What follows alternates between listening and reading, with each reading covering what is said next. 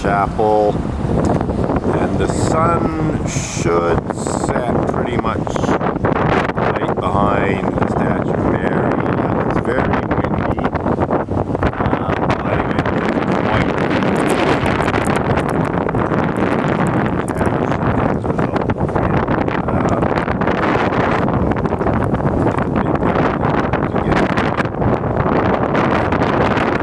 Better off in photos because the shape won't be so obvious in photos. Anyhow, I decided to try and capture the sun going down behind Mary tonight.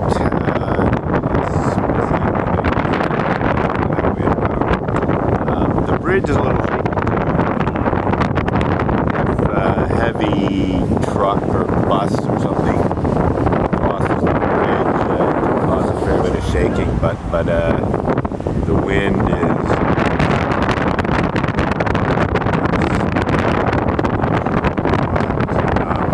so yeah, for video, not really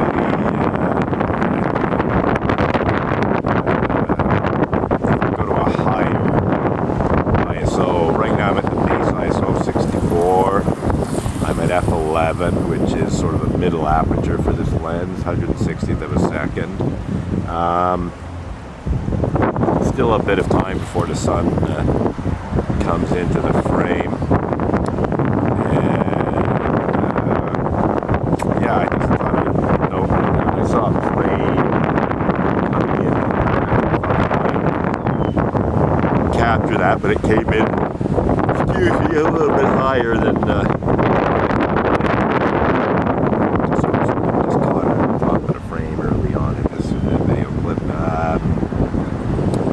I got this a nice angle here. I can't go too much further to my left.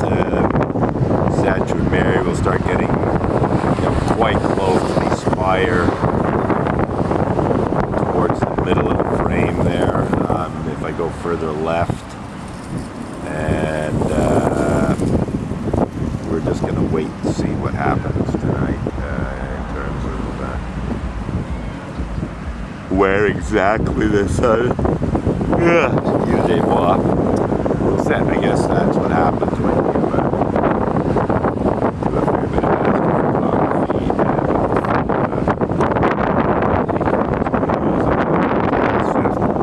and stay up fairly late editing photos and videos and stuff like that, getting up perhaps a bit too early in the morning. So yeah, I've been a bit sleep deprived for a couple of months now,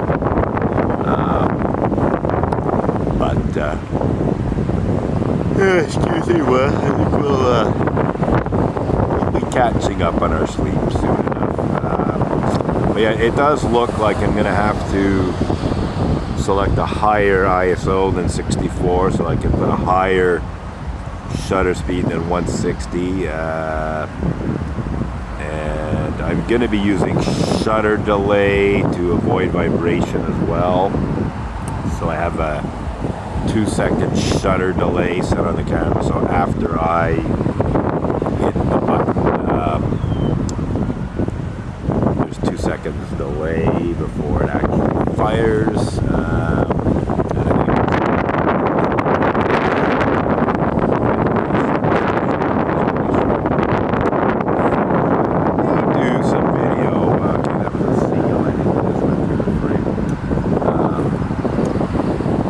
Occasionally see a heron.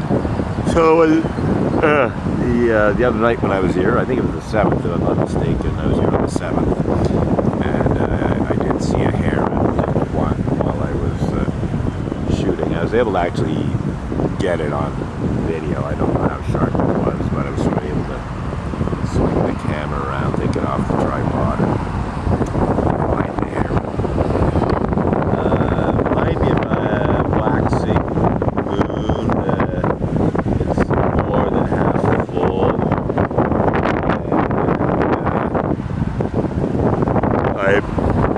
I'm trying to, excuse me, get my bearings to markers on the railing. I don't really need them because you can just see what there is to see in terms of the statue and the two church spires and so on. The one on the left is part of Notre-Dame de Bonsecours chapel. It's over the entrance of the church. The statue of Mary is at the back of the church. We see the Grand Rue off to the left there, and then the spire that's more in the middle of the photo is on Saint Denis Street. It's part of the UCAM campus now. It's not anymore. It's basically just a tower. It's part of the University de Quebec de Montreal campus. Yeah, very exciting video, and then boring myself to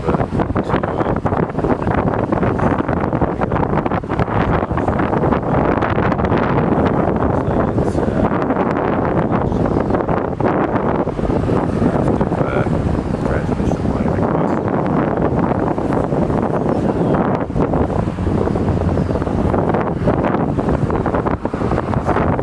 So, yeah, the sun is now completely hidden by the hospital building, so it should come into the frame behind the Grand Rue there,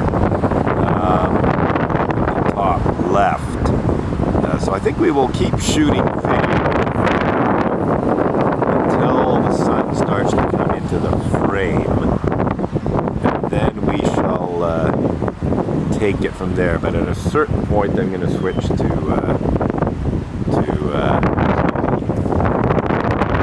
video photos, and yeah, Nikon FM,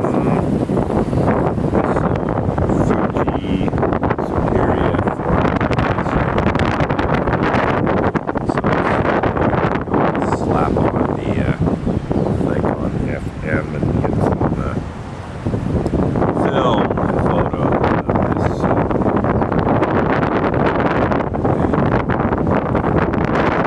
It's July 9th, so it's around this time of year, after the solstice. These lines with the Statue of Mary with this position was between the two spires, clear sky.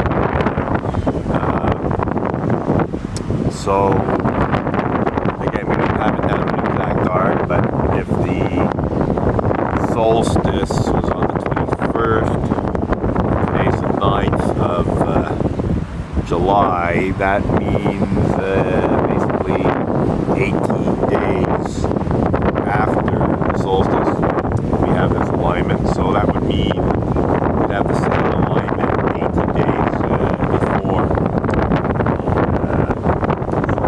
Say 3 weeks either side of the solstice, 21 days. Would be a good time, especially before the solstice, if you started coming. So basically the beginning of June, maybe the beginning of May, we would be getting ready for this alignment to happen as the sun is moving south and now south. So yeah, we can see it's getting brighter there. I don't see the sun itself yet. The top left behind the top left of the frame, and then it should descend through the frame all the way to the I'm wondering if, because I'm using a classic Nikkor, obviously there's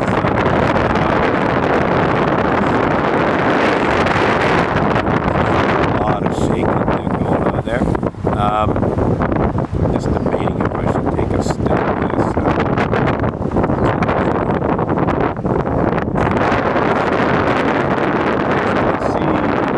See a nice, very bright, still, a bit of yellow gold in it. Sun coming out.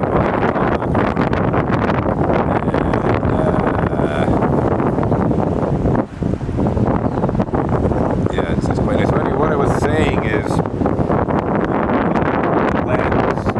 classic manual focus Nikkor telephoto lens. It does not have any image stabilizing in the lens itself. Neither does the camera body. The Nikon D810 has no in-camera stabilization in terms of the sensor being able to shift a bit.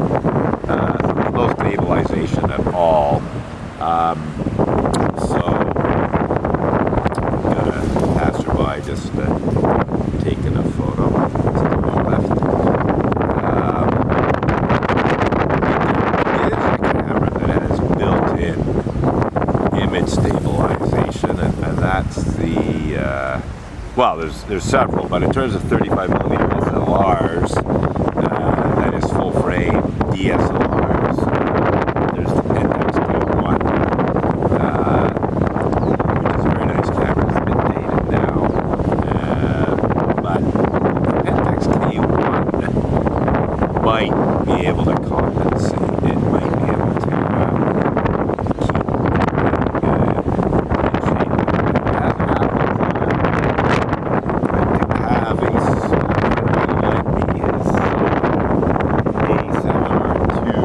mirrorless camera, and I think it actually does have built-in image stabilization on the sensor, if I'm not mistaken. I could be mistaken, and I think that camera does have image stabilization on the sensor, so it might be able to nevertheless, it's not too bad.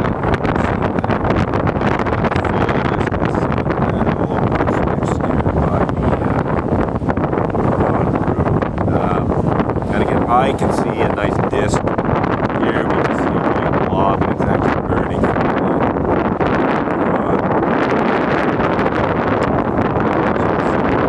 thinking I should perhaps raise the shutter speed somewhat. Let's go from 160 to 250. So that was nice to see those.